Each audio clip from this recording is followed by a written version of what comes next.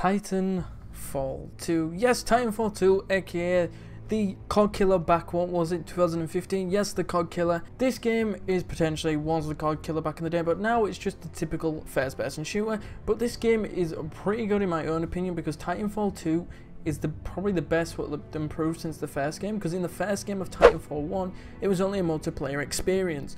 But in Titanfall 2, you have got a good cinematic story to go along with it, because Titanfall 2 brings a lot to the table compared to Titanfall 1. Because Titanfall 1 only had the simple mechanics for a multiplayer game with pilots versus pilots, aka means TDM, or Last Titan Standing, aka Search and Destroy, Last Man Standing on a team. These are pretty good simple game modes that you can get within any multiplayer shooter. But in Titanfall 2 they went to the extra mile. Recently, in an update for their last DLC, far as I know, up to now, is the Frontier Defense. The Frontier Defense is probably the funniest DLC I've seen them pump out in probably a long time from Respawn, because Respawn have really not pumped that many DLCs out, especially because all the DLCs are free ever since Titanfall 1. At the end of Titanfall 1, all the DLCs that paid for were released for free, and since there was a lot of outrageous movement about this by Titanfall community members, that all the DLC in Titanfall 2 is free. So Titanfall 2 brought different things today. For the first thing they did is that they brought in multiple different variations. Titans, when the original Titanfall you only could have one Titan, and basically it was all the same for every single one. You just could change the gun that it was using and the abilities on it.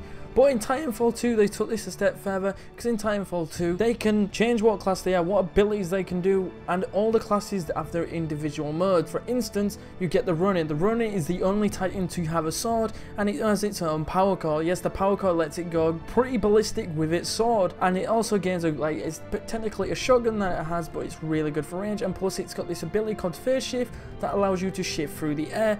Or if you have a look at the other one that everyone hates, Tone is a pretty simple class. It's just you use it and you can kill Titans with it. Well, you can't kill Titans with it because it's pretty bad, but it's very easy to kill pilots with.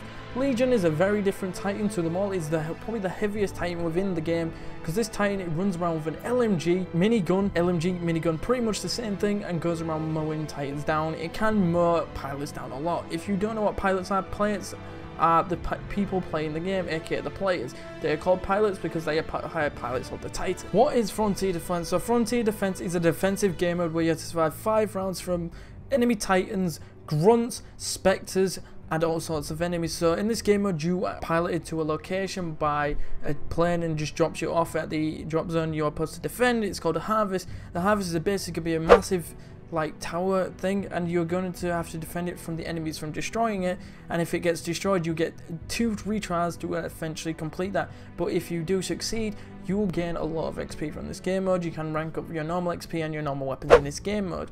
It's a really good game mode if you are one of those people playing against enemies PvE, not PvP. PvP meaning player versus player, and PvE means player versus enemy, so you're versing the AI.